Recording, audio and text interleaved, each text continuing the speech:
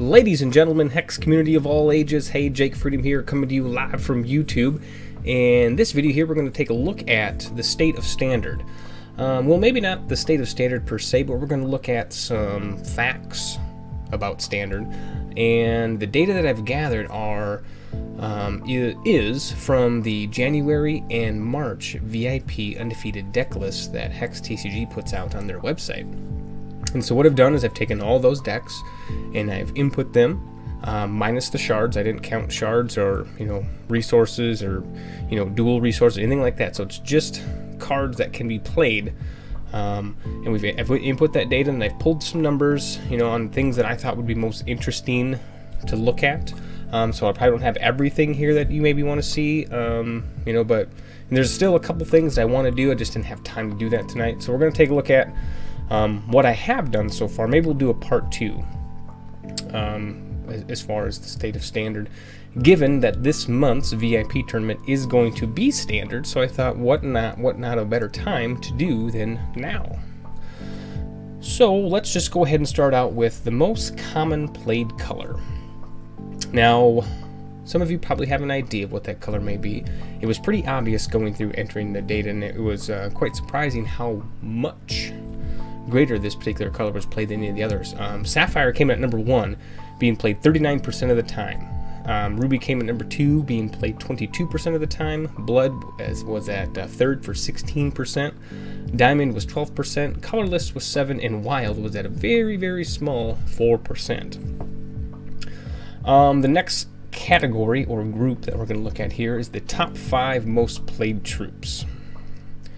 And this is going to, this includes, I'm pretty sure this includes sideboard cards as well. So if it's in the main deck and in the sideboard, it counts. Let me just double check to make sure here. Yes, it is going to include cards that are in the sideboard as well.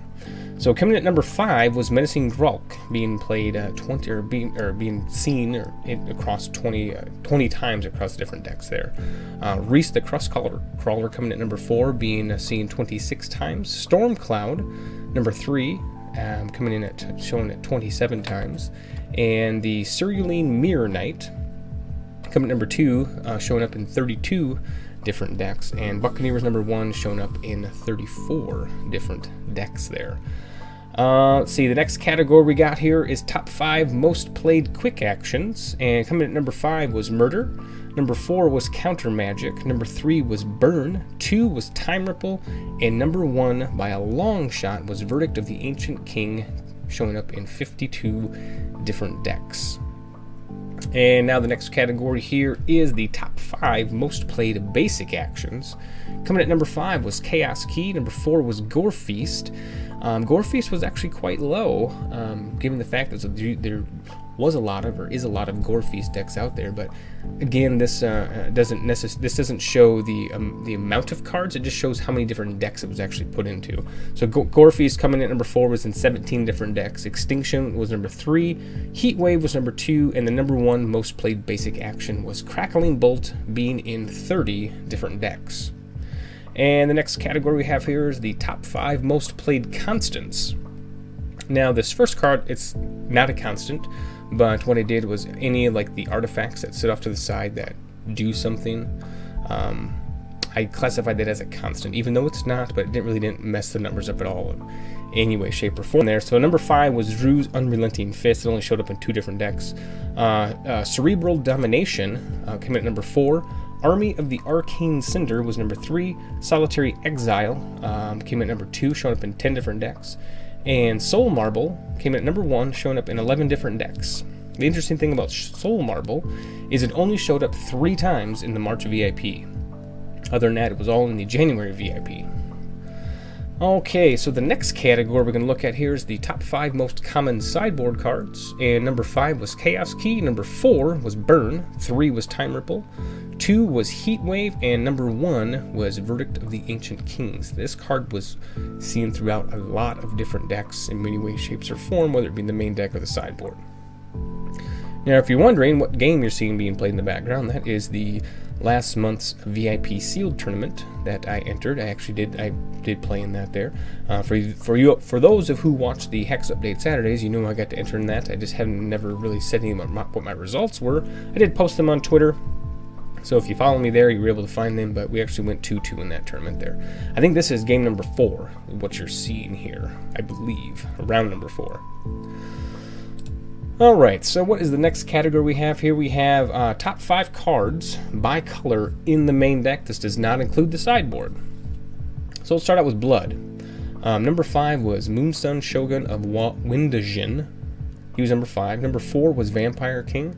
3 was Extinction. 2 was Zentoth's Inquisitor. And the most number 1 played card in Blood was Murder. Moving on to Diamond, number 5 was Repel, 4 was Solitary Exile, 3 was Soul Marble, 2 was Living Totem, and can you guess what number 1 is? Angel of Dawn. Moving on to Ruby, number 5 card was Scrap Tech Brawler, 4 was Gore Feast, 3 was Royal Falconer, 2 was Burn, and the number 1 most played card in Ruby was Crackling Bolt. Moving on to Sapphire, the number 5 card was Storm Cloud. Number 4 was Reese the Crustcrawler. 3 was Verdict of the Ancient Kings. 2 was Cerulean Mirror Knight. And actually tied for number 1 and number 2 tied. Number 1 was Buccaneer. They both showed up in 31 different decks altogether.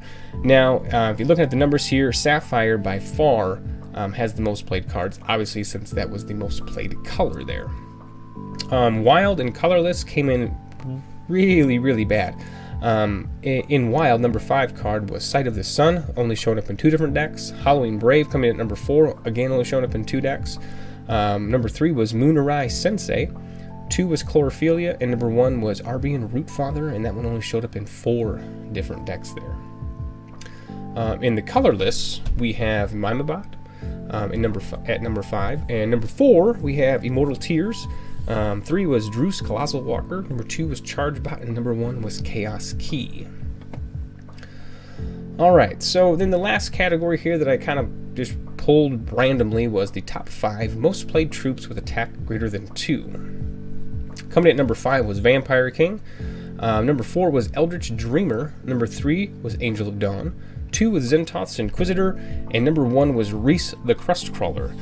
And that was the categories that I kind of pulled out of the air, just to kind of see what kind of data was there. Again, if there's something that you want to know, maybe I can generate that. Like I said, there's still a couple things I want to do. I want to find out the most common colors played together. I just didn't have time to do that. And a few other ones. Like I said, we'll probably do a part 2 of the State of Standard. I didn't choose any like decks or like say these are popular decks, these are really good here, you know, just kind of went by cards themselves.